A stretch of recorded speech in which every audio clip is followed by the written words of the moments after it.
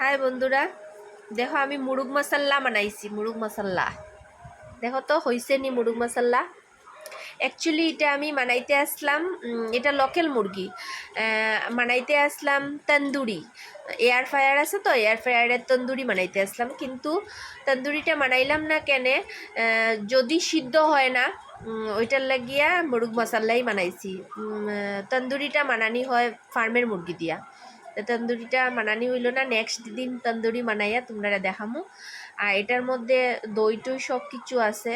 দই, তারপরে দিকে জিরা, ধনিয়া, এগুলি তো আছে, হলদি, মরিচ, আদা, রসুন, পেঁয়াজ, তারপরে দিছি আমি একটু দিছি তন্দুরি মশলা আসিল না, আমি দিছি বিরিয়ানি মশলা দিয়ে বানাইছি। তারপরে তো বাকি মাংসর যা লাগে সব তো দিছি, গরম মশলা উশলা সব দিয়া এটা বানাইছি। এটা মেরিনেট করিয়া কালকে রাত্রে রাখছি ফ্রিজে, আজকে মানে বানাইছি। যত মেরিনেট করিয়া যত টাইম রাখবা তত এটার ভিতরে লবণ উবন সব কিছু ঢুকবো, টেস্ট হইব।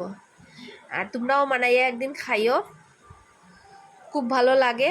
আর নেক্সট আরেকদিন ফার্মের মুরগি আনিয়া তোমরারে তন্দুরি বানাইয়া দেখাইমু। যদি ভালো লাগে তো লাইক শেয়ার কমেন্ট করিও। Bye, tata.